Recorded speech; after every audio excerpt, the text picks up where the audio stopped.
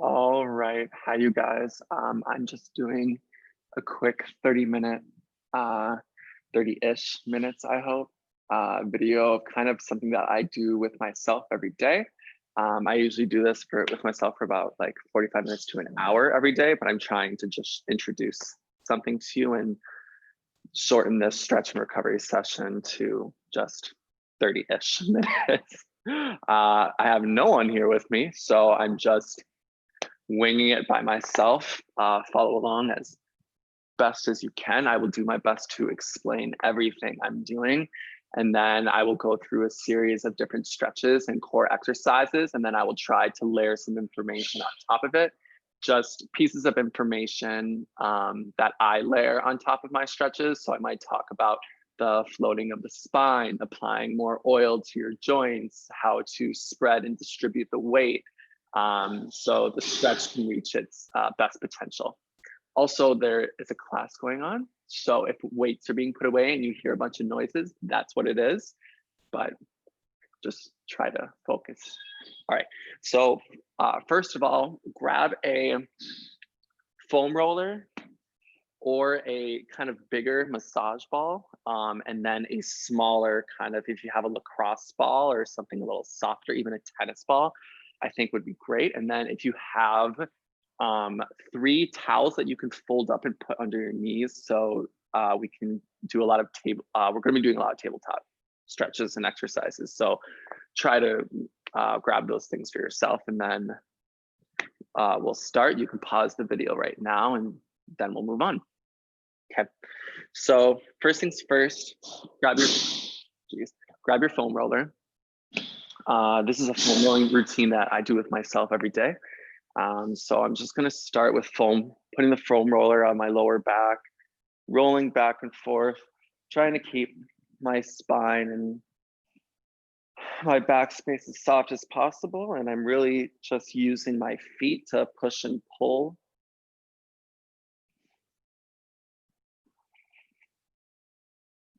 I usually go up and down the foam roller 5 to 7 times, but you can do as much as you feel is needed.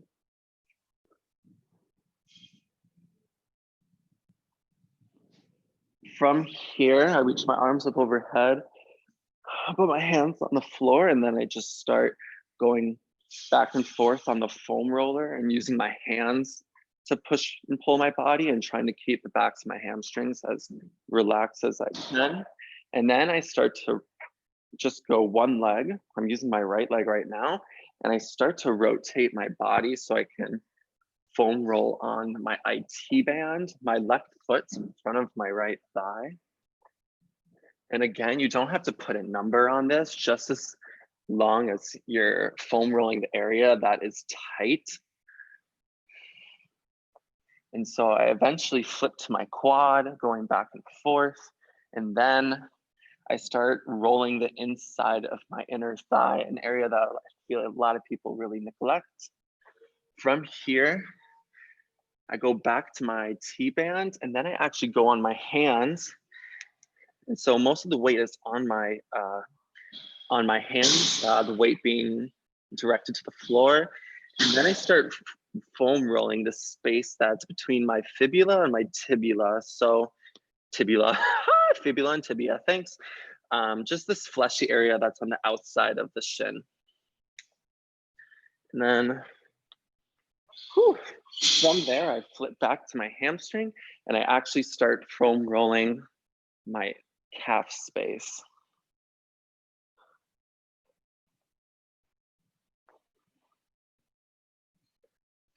Once that's finished, you can bring the other leg on the foam roller and then restart this process.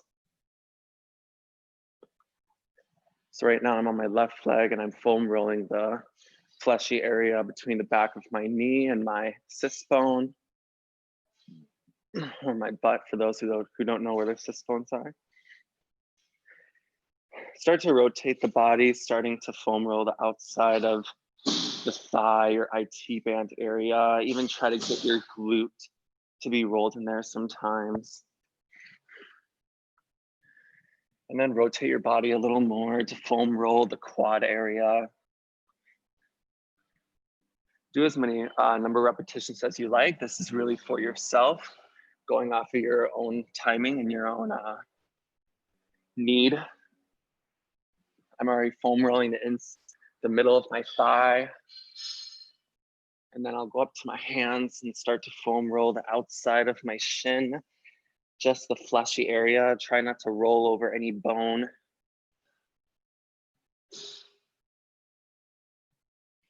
And then eventually I flip back with my front and start to foam roll the area.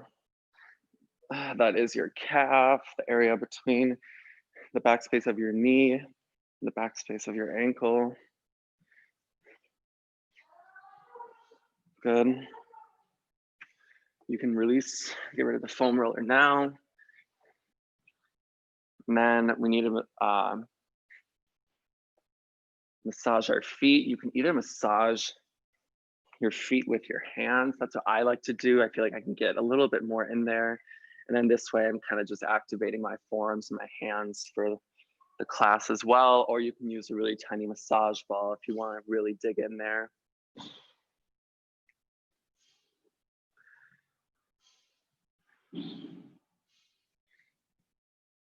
Whenever you're massaging your feet, try to massage the fleshiest parts of your feet.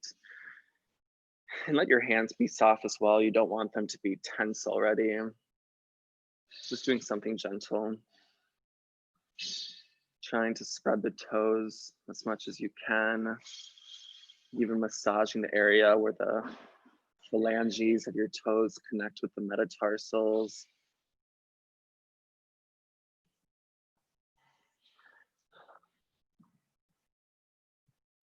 And then just because it's hard to get a deep massage in this area, you can massage the area that's right behind the back of the heel.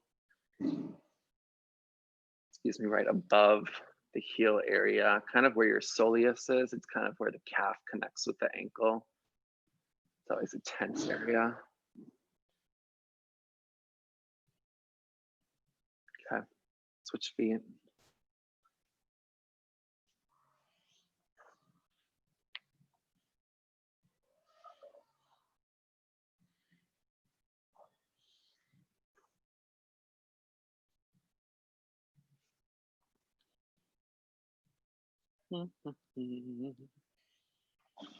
My apologies, I have no music going on during this time. So if you want to play music on your own, go for it.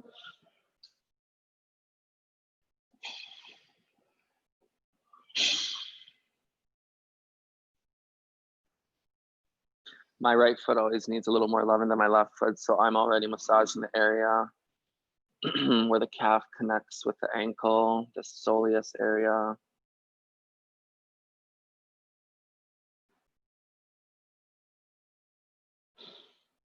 Once you're finished with that, just give a little bit of a massage to the fleshy parts of your forearm. Switch forearms whenever you're ready. I go kind of fast through this. I don't think I need to do this for like a minute or two, just enough to activate the area and give it some love. And then just massage the back of your neck. Remind yourself as you're going through this class to release any tension from the back of your neck. Most of us store a lot of tension or weight in this area, and should never be the case, but it's natural that whenever we become stressed or something becomes difficult, that we naturally just tense in that area. So right now, grab your towels. I fold my towels in squares and I put them under my knees. Because we're going to be in tabletop for a while, and some people can sit on their knees really well. I'm not that person, so you need some extra padding, extra cushion, yeah. And then I actually, for those of you who have wrist pain, which I think is most of us, I do a lot of acrobatics, so naturally I just accumulate tension and stress in my wrists. I actually grab a towel, and then let me get the best angle for you. I let it be really wide, and then I crease the towel at one end, and then I just roll it up. So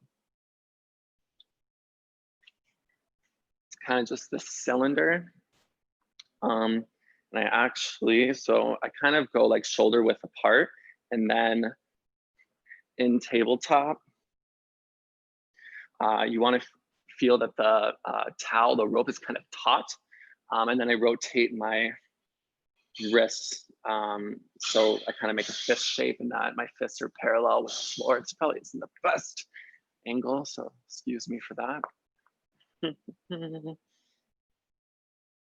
And then I'm squeezing the towel as I'm doing this exercise. Just come into tabletop. Release any tension.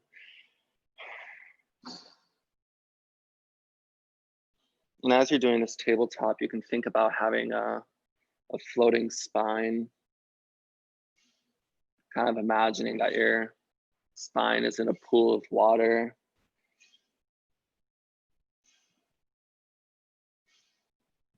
You can introduce a little bit of movement to your spine, just so you can listen to how the spine reacts, how it exists in this pool of water. Start sensing its curves. And by kind of tapping into this fantasy, you can start to feel how there's no tension from your neck. There's no tension being stored in the backspace of your neck.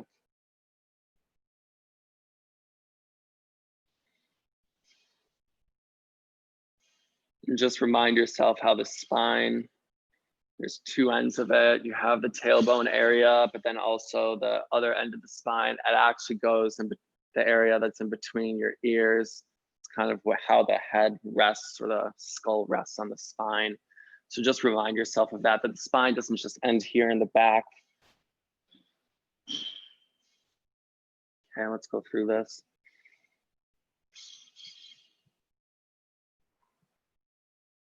We'll do some cat-cows with each other. So inhale, cat. Try to press the navel and the sternum to the back. Exhale, cow. Let the two ends of the spine arch. Let everything in between these two ends be really soft and supple. Inhale, cat. Really letting the navel and the sternum press to the back of the spine, through the shoulder blades, through the lower back. Exhale, cow. Inhale, cat. Even as you're doing cat, press, letting the weight go through the arms and into the floor. Exhale, cow. Inhale, cat.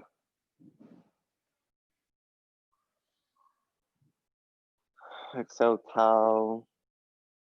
One more time, just feeling that as you're doing your cat and cows, feeling how the stretch that's in your spine is ongoing. You don't want to just reach your cat pose and be at this end and think, this is all I have to do. Don't be ever stuck. Stretches are always ongoing. There's always something happening. Exhale, cat, cow, excuse me.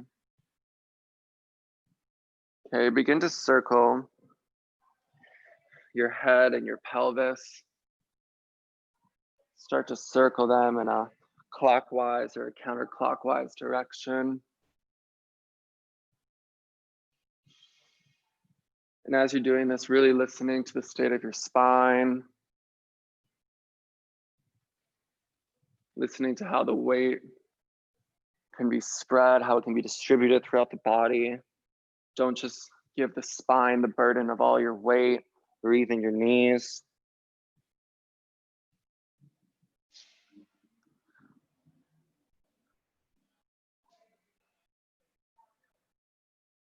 And really move with a sense of timelessness. Let me be aware and take care of the time of class. Don't have a number in your head of how many repetitions you're doing or how long you're doing something for.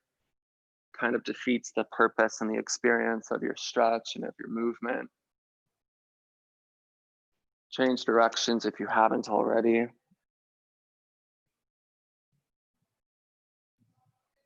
Some things to be aware of. Listen to how the shoulder blades are softly sliding against the rib cage.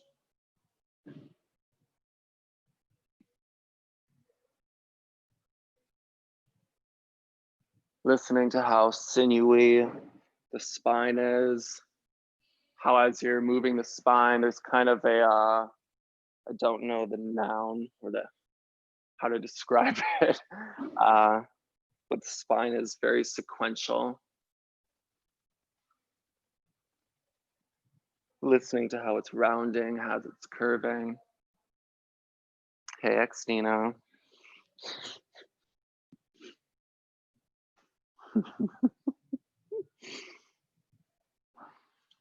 For me, I feel like I'm pretty good with the towel, so I'm just gonna put it away, and then I know it's off to the side. So if I ever start feeling wrist pain again, then I'll bring it back. Flip your wrists now. So flip your wrists so you can get a nice stretch in the forearms. Even here, give yourself a couple cat and cows. Just listening to how the stretch can be amplified or soothed as you're going through this curving of the spine.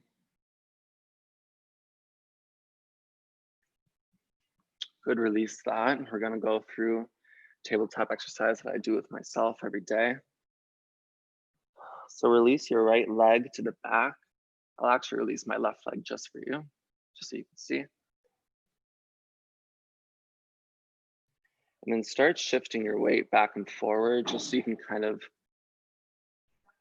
this way you can listen to how the weight can be spread between your hands and your back foot. And by doing this, you're trying to oil your hip joint, your right hip joint, as much as you can.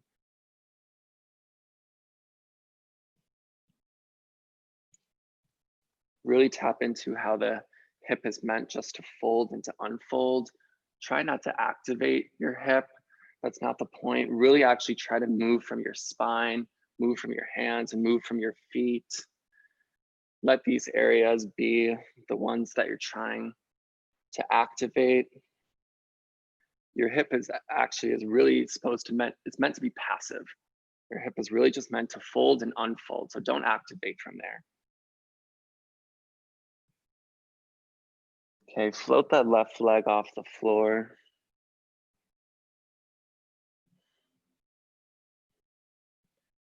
And something to keep in mind here is that your legs, most of us treat our legs as if they start in our hips, but they actually start from the area that's above our navel and below our rib cage. It's where our psoas muscles are.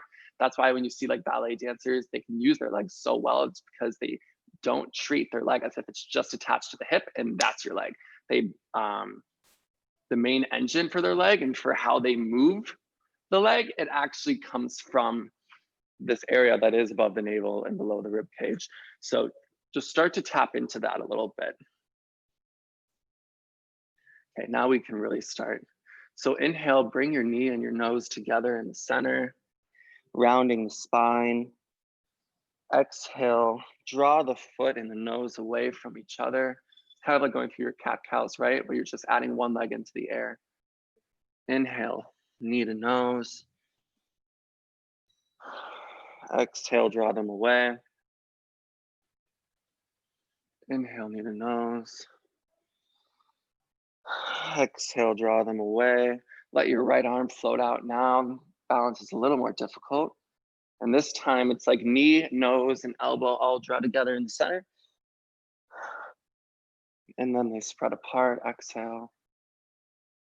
Inhale, everything draws to the center, letting the navel push against the back of the spine. And exhale. Once more. Knee, elbow, nose draw together in the center. Exhale, draw them apart. Fold at the elbow crease and the knee crease, bring them to the side, and then extend the arm and the elbow to the side. And then like a clock, bring the hands back to 12 o'clock and 6 o'clock. Inhale, Flex the foot, bring your foot to 9 o'clock, your hand to 3 o'clock, and then bring them to 6 and 12 o'clock. Once more, bring them to the side. Exhale, center. Now, bring your left knee to the outside of your right knee. So you're kind of in this weird pretzel fold. But then I want you to create space between your right foot and your left foot. So you kind of have this pocket that now you can sit in. If you need a pillow or even you need to just like sit on your foam roller because it's too much, you go for it. I can sit all the way.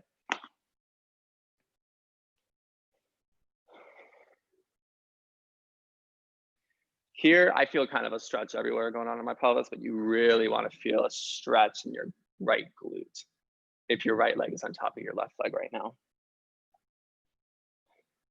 If sitting here is good for you, awesome. Here, I actually tend to massage my feet again.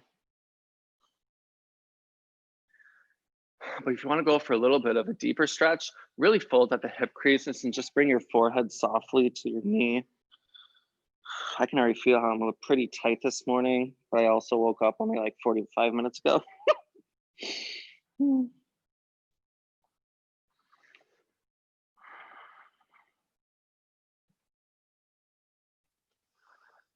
Something I think about a lot as I'm doing this folding is thinking about how I can borrow the skin from my back and bring it up towards my neck and towards my head, through my arms, through my hands. Really feeling like how the skin of my back can wrap over my legs.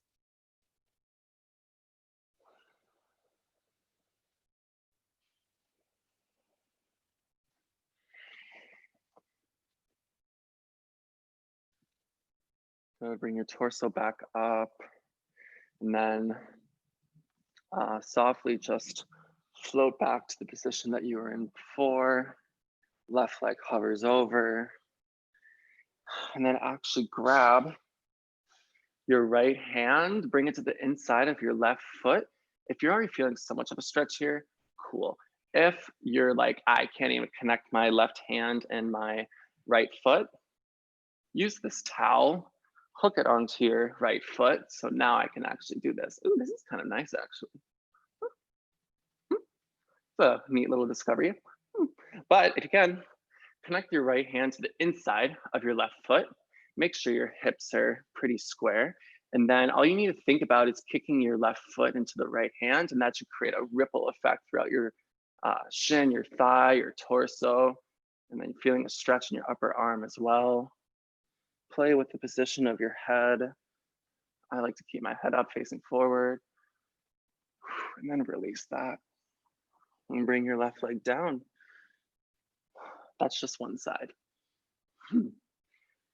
Circle your pelvis, circle your head a little bit.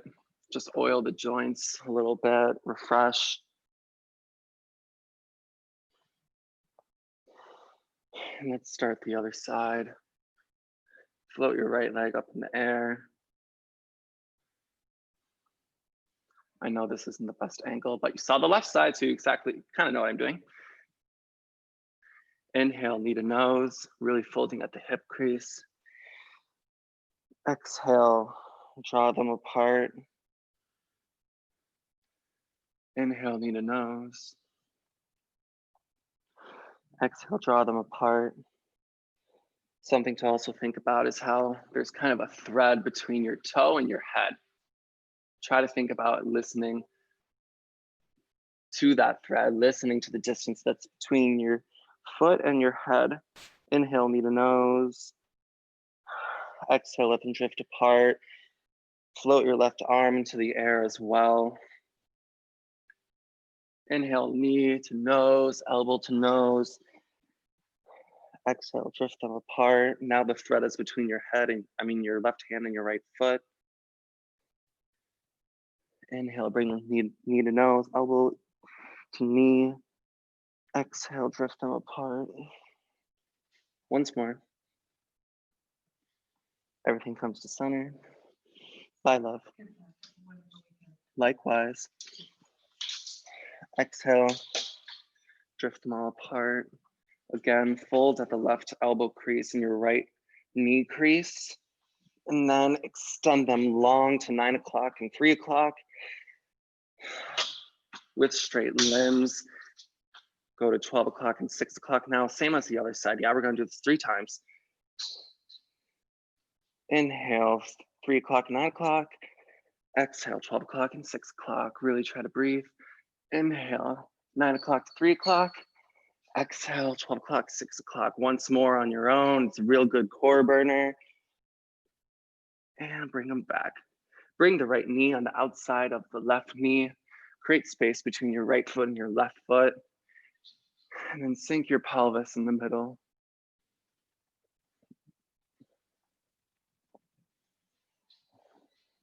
Again, I feel my stretch everywhere. Be feeling a really nice big stretch in your left glute. Wherever you're at, you can bring your forehead to your knee. And don't try to force your head to go to your knee, because then you're creating all this excess tension and activating your flesh in a way that shouldn't be related to stretching, which is how I think a lot of us stretch, right? We think bringing our forehead to our knee, that's something that's really healthy. And we just think about 2 endpoints touching and then somehow a stretch happens in between. Let's not think that way at all. Stretching is always about letting go, actually. A lot of us stretch in a way it's actually kind of CrossFit related. We need to pump our muscles. We need to force and stretch them, use our flesh as much as we can. Let's not. If you're bringing your forehead to your knee, really think about how you're bringing your forehead to your knee, not activating your head, not activating your neck and thinking, okay, I'm going to activate these 2 areas and stretch everything in between. Really think about how actually bringing your forehead to your knee is I'm folding at the hip creases. And then I'm actually moving my head from my spine. And already I can tell how even myself, my stretch is that much longer and it's that much easier. It's more efficient. So now I feel I'm not so stuck in my stretch. I actually feel that even though I'm in the stretch, I'm available for lots of movement. I'm available to shift. I'm available to twist. I'm available to change. I'm available to shift my weight. Just something to keep in mind always when you're stretching. Yeah. It's much healthier for the body and will bring longevity to your body as well.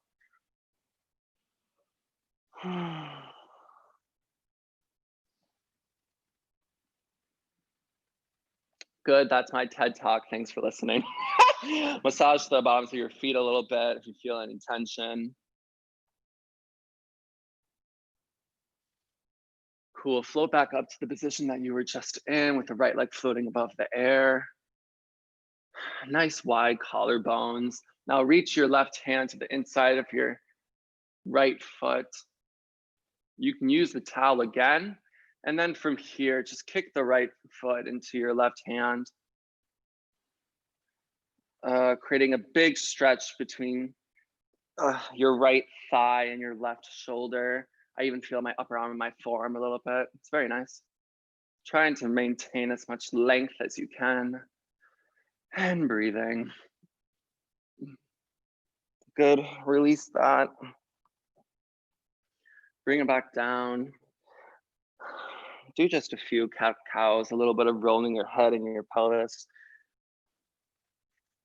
Still thinking about how the spine can be in a pool of water. Even imagining that you can apply some oil to the bones that are in the joints of the hips, your shoulders.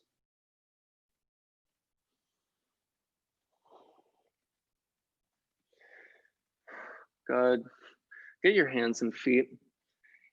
Prep for a down dog position. Really send the weight through the torso and through the hands and simply just lift up the hip creases. How does this look on camera? Looks fine to me. A lot of times when you do a down dog, we push, it's like, I say let the weight go through your hands, but a lot of us will push from our hands and we're sending the weight back towards our legs. That creates a lot of stress and unnecessary pressure on the legs. So whenever you feel like you're lifting your legs, whatever, your legs have the burden of weight, it's much harder to get a long stretch when your legs are carrying so much weight. So really try to send, if that means you have to go a little bit wider in your down dog, I recommend it. Just really practicing how you can send the weight through the torso so the legs can be free of any burden of the weight. Sorry, thanks for listening to that. Pedal out your feet. As you're pedaling out your feet, really think about how the crease that's in the front of your ankle can fold and unfold.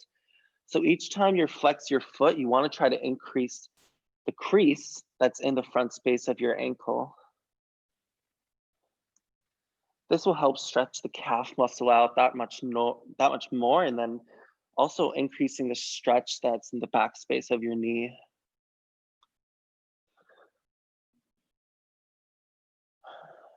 Walk your hands back to your feet, stretching over your legs, really feeling how, again, the weight doesn't have to be solely in your feet. The weight can be, just so I kind of show you a better angle, there's a difference where if the weight is through my legs, often we'll shift back, and now like my legs aren't completely vertical, they're kind of diagonal. But if I think about the weight being shifted through my torso, it's easier for me because I know my palms can reach the floor pretty easily, but you want to feel if you're hanging, you would even fold your arms right above the top of your head. You want to feel like how the weight can actually be going through your torso still. And this will give freedom to your legs, freedom for your assist bones and your ass to stretch as well. From here, tuck the tailbone in, fold the legs, and roll up the spine really slowly. Let your head be the last thing that reaches up. Bring your arms up overhead. I know you can't see, but I'm grabbing the left wrist with my right hand, softly creasing at my right waistline so I can stretch over to the right.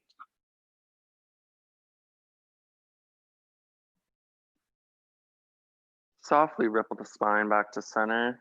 Grab the right wrist with your left hand. Crease at the left waistline. Stretch over to the left side. Free your neck from any tension.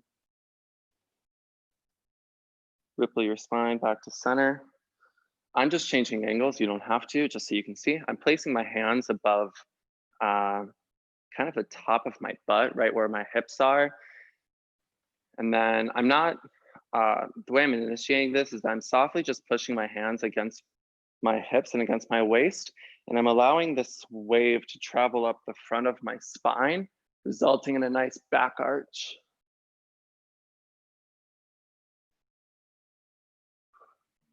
Ripple your way back to center, tuck the chin into the chest, roll down the spine, take your time.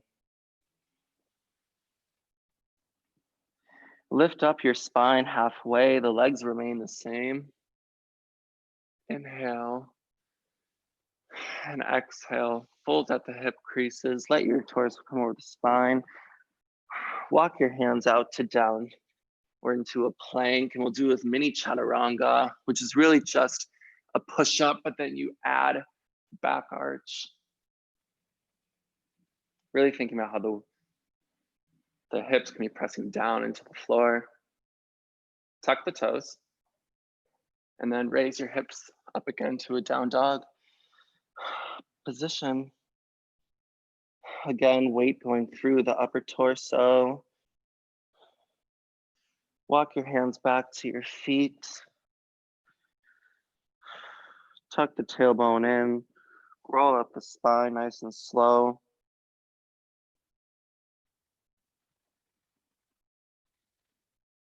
Good, this time, open twist to the right. Left arm forward, right arm backwards. And then notice how, most likely with you, when you're twisting, your hips are going with the twist. Let's try to create an oppositional rotation task between our pelvic girdle and our shoulder girdle. So draw your left hip backwards and your right hip forward, so your hips are square with the mat. And then it's your upper body that's open twisting to the right. From here, your hips stay square, but you want to fold at this crease that's in your right waistline again, even in the right side of your rib cage. I collapse the right side of the rib cage so I can stretch over to the right side of my mat. Good. Come back to center.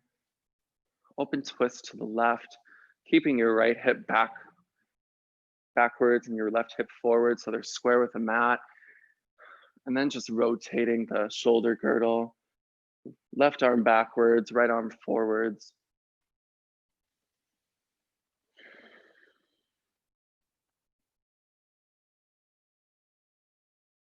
Again, collapsing the left side of the rib cage, treating a rib cage as if it's like an accordion.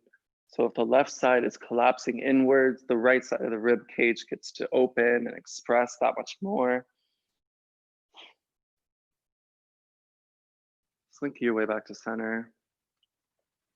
This time you can reach your arms up overhead. We're going to do a back arch again, but bring your arms into a goalpost position. And then it's more about your sternum reaching towards the ceiling. I'm not even going into that big of a back arch right now. It's pretty small. It's really just about the sternum going forward. Ooh, about to have a pop there. Come back to center. Again, tuck your chin into your chest.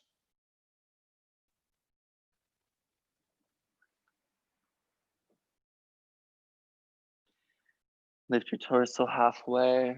Inhale. Exhale, fold over your legs. Walk your hands out forward to a plank. Inhale, chaturanga. Inhale, up dog, which is what this is. Tuck your toes under and exhale, down dog. One more mini sequence, just building off of what we did previously. Walk your hands back to your feet. Tuck the tailbone in. Rolling up your spine, listening to the sequence of your spine. From here, we're going to do the exact same thing. So, but this time, just add a little bit. I always say plie because, I'm a dancer, but just folding of the legs. It's like going into a mini squat, right? Open twist to the right. And this time, play with yourself what it's like when your hips are square and when they aren't square with the mat.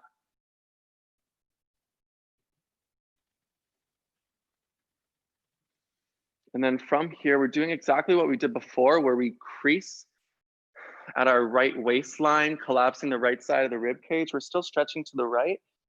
Now, since we're in this mini squat, now just drill your heels into the floor. Now that you have straight legs, and just notice how they create a much bigger stretch in the left side of the body. Now to come back to center, mini squat, plie the legs. Whew. Come back to center. Open twist to the left.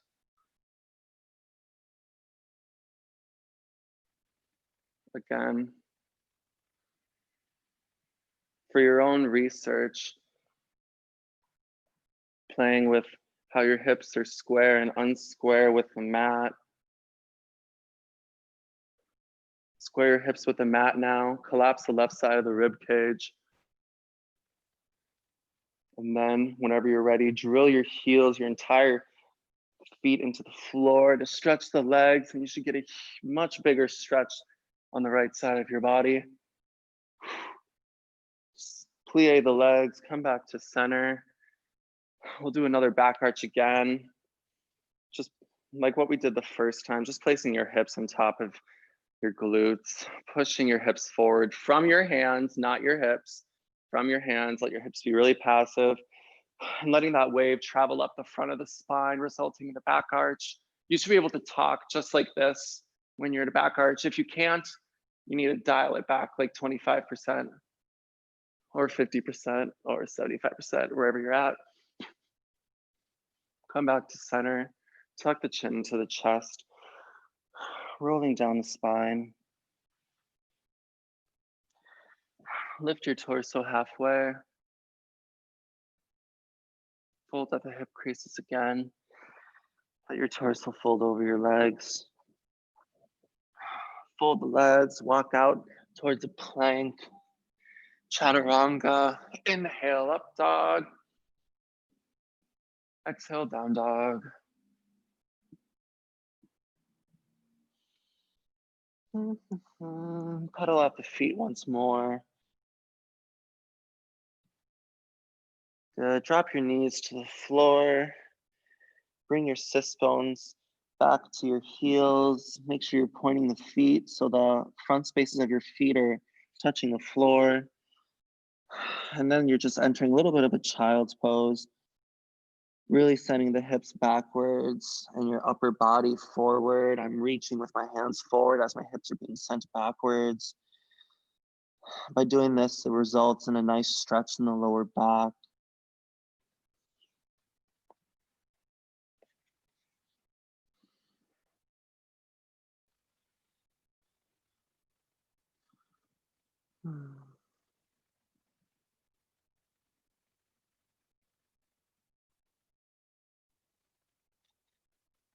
One more thing I just want to teach you, something that an ab exercise that I actually kind of created. It's both a stretch and a core exercise. It's the last thing that we're going to do. Lily calls it the love strand leg throughs for whatever reason. And I'm going to do it at kind of a weird angle, just so you can kind of see how things are connecting.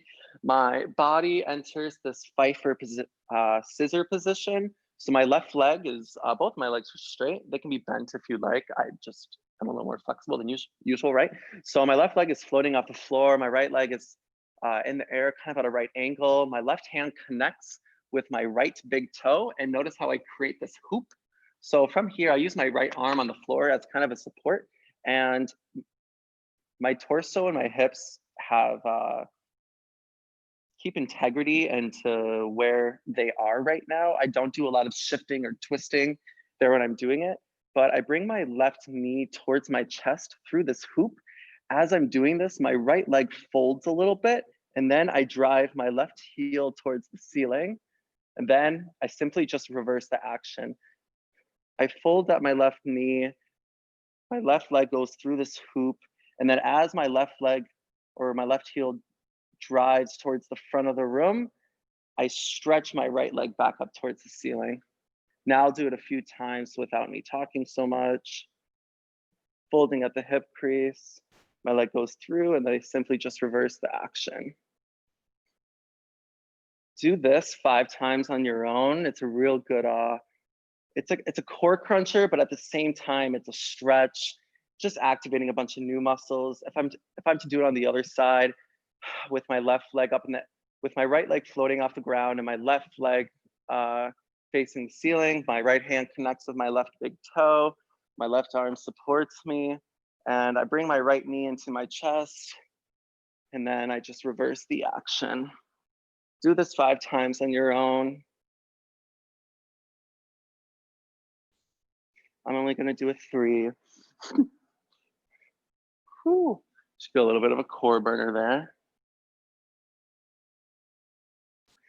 And then once you're finished, I usually do a lot more with myself, but I'm trying to keep it at like, 30-ish minutes.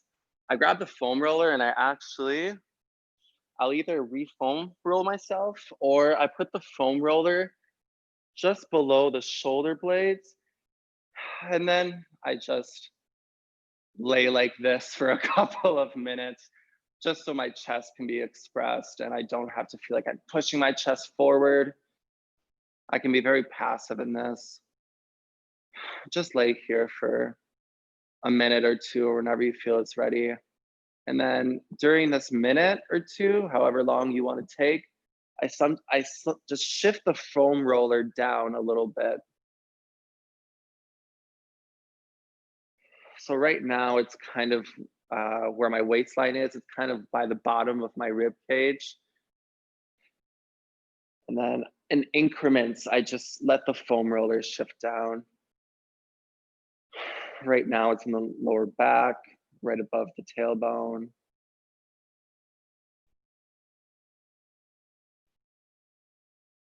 And then I'll do one more shift where I feel my tailbone is pretty much sitting on top of the foam roller.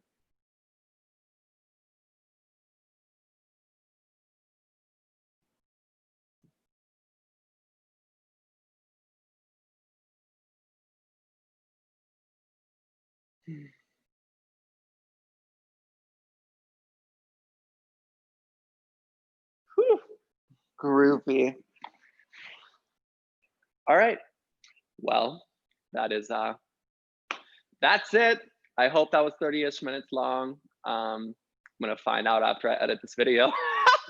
Otherwise, have a lovely rest of your day. If you have any questions, comments, you want me to explain something more, just give me a ring-a-ding-ding. You can call the Neela phone. I think many of you already have my personal cell phone number, or you can just email. So I hope you enjoy yourself. I enjoy myself. That felt really good for my body. Something that's simple, easy, something that you can just do over and over again. And it always feels new. Cool. Thanks, y'all. Have a splendid weekend. It is Saturday, so have a good weekend.